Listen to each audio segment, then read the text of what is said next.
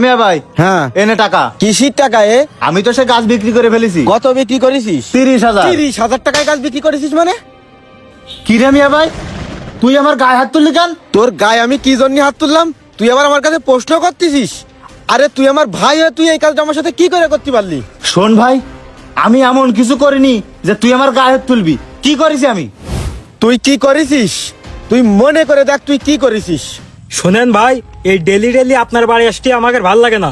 দোকানের rod cement এগুলো কি আপনি আজকে নিয়েছেন? সেই কবে নিয়েছেন, এখনো টাকা দেননি। রড সিমেন্ট আনার সময় তো ভালোই মিষ্টি কথা করতে পেরেছেন, আর এখন আপনার টাকা দেওয়ার সময় টাটা যাচ্ছে, তাই না? শোনেন ভাই, আমারে আর কটা দিন সময় দেন, আপনাকে টাকা আমি দিয়ে আরে দিবানে। থামেন, আবার আপনি কথা বলছেন। এবার কিন্তু আমরা আসবো না, আমাদের মালিক আসবে। মেলা সুযোগ দিছে আপনারে, আর কোনো সুযোগ দেব না। ভালোই ভালোই দোকানে যায় টাকা দিয়ে আসবেন, আমরা চলে যাচ্ছি। এ হাসান আই।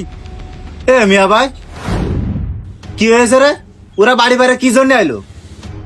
আরে ওই যে ওই তোর বাড়ি করার সময় সিমেন্ট আর রড নিয়ে এলাম না, ওই টাকাই পাবে, ওই জন্যই বাড়ি পরে আইছে। কয় টাকা পাবে ওরা? ওরা তো টাকা পাবে 35,000। তার জন্য ওরা বাড়ি পারে এসে এতগুলো কথা কয়ে যাবে? এখন কি করবো ভাই, পাওনাদাররা তো দুটো বেশি কথা হ্যাঁ পাবে। তা তো মেলা দিনই তো হয়ে গেছে, ওকে টাকাগুলো তো দেয়া লাগবে। তাই এখন ওকে টাকাগুলো দেওয়ার কি দিয়ে কি করবি? কি দিয়ে কি করবো, এই মুহূর্তে কাছেও টাকা নেই। তাই এখন আমি ভাবতেছি আমাদের এই বাগানে তো কটা মেঘনি গাছ আছে, ভালো বড় বড় হয়েছে, ওই জায়গার থেকে কয়টা গাছ বিক্রি করে দিই। তাহলে এক কাজ করি ভাই, আমার ভাগের গাছগুলো বিক্রি করে দিই। আরে না, আমার ভাগের গুলোই বিক্রি করে দিই। আমার ভাগের গুলো তো ভালো বড় হয়েছে, আমার ভাগের গুলো বিক্রি করলি কিছু টাকা আসবে না।